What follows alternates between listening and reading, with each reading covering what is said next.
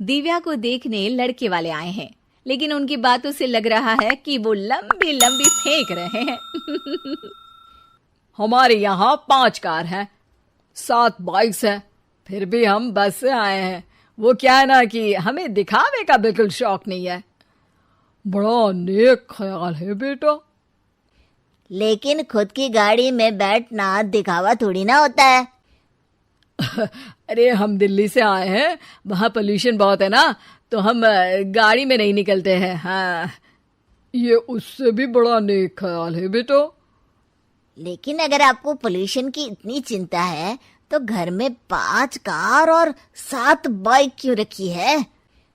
अरे इतने पैसे हैं, फुर्सत में क्या करेंगे, कुछ ना कुछ खरीद लेते हैं। अभी पिछले ही हफ्ते एक हेलीकॉप्टर खरीदने का सोच रहा था। तो क्यों नहीं खरीदा? अरे उसके पंखे हवा ज्यादा देते हैं, हमारी माँ को ठंड बहुत लगती है ना, अब बुजुर्गों का ध्यान रखना पड़ता है ना। अरे वाह वाह, ये तो बहुत बड़ा ऊंचा और नेक ख्याल है। हम कैसे मान ले कि ये लोग झूठ नहीं बोल रहे हैं? अरे हमारा परिवार झूठ नहीं बोलता। दिल्ली शहर में किसी से भी पूछ लीजिएगा, हमारे बेटे का बड़े लोगों में उठना बैठना है। हाँ। अरे छोटो चुप रह, इतने बड़े लोग हैं, झूठ क्यों बोलेंगे?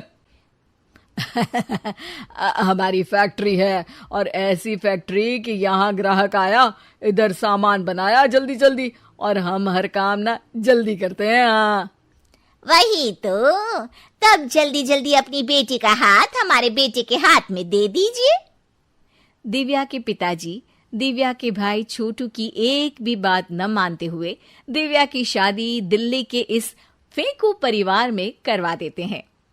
जब दिव्या ससुराल पहुंचती है तब, आपकी कार्स और बाइक्स कहाँ है? मुझे बाहर जाना था किसी काम से। कार और बाइक्स? कौन सी कार और बाइक्स? अरे जब आप मुझे देखने आए थे तो कहा था ना कि आपके यहाँ 5 कार्स हैं और 7 बाइक्स हैं। हाँ हाँ, उस दिन थी, आज नहीं है। है? आज कहाँ गई? अरे जिनकी थी वो ले गए। मतलब वो आपकी नहीं थी? आपने तो कहा था हमारे घर पर है। हाँ घर पर थी, बाबूजी का एक पार्ट टाइम काम है, कार और बाइक धोने का। उस दिन घर पे 5 कार और 7 बाइक्स थी तो बोल दिया था। अरे झूठ थोड़ी ना बोला है, जैसा था वैसा बोल दिया। और वो हेलीकॉप्टर खरीदने वाली बात, वो झूठ थी क्या? अरे बिल्कुल नहीं, शहर में एक नई कंपनी आई है पंखे की, जिसके पंखे बड़े हैं, कंपनी का नाम हेलीकॉप्टर रखा है। जब लेने गए तो हवा बहुत तेज फेंक रहा था, तो माँ ने बोला ठंडी लगेगी बेटा। वैसे भी दिल्ली में ठंड ज्यादा होती है ना। झूठ कहाँ बोला मैंने, जैसा था वैसा बोल दिया। हे भगवान, और वो फैक्ट्री वाली बात, इधर ग्राहक आया उधर सामान तैयार। अरे वो भी तो बिल्कुल सही है, मेरा ना पानी पूरी का ठेला है, इधर ग्राहक आता है उधर पानी पूरी बना देता हूँ। अरे झूठ कहाँ बोला, जैसा था वैसा बोल दिया। हे राम, मेरे तो कर्म फूट गए। आपने तो कहा था कि आप लोगों का बड़े लोगों में उठना बैठना है। अरे है तो, पहले मैं बहुत बड़े लोगों के यहाँ नौकर था, जब भी कोई गलती करता तो वो मुझसे उठक बैठक लगवा देते। हो गया ना बड़े लोगों में उठना बैठना।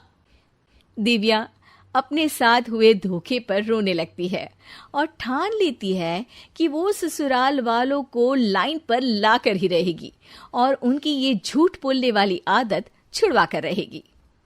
आप लोग खाने में क्या लेंगे? करेला खा लूंगा।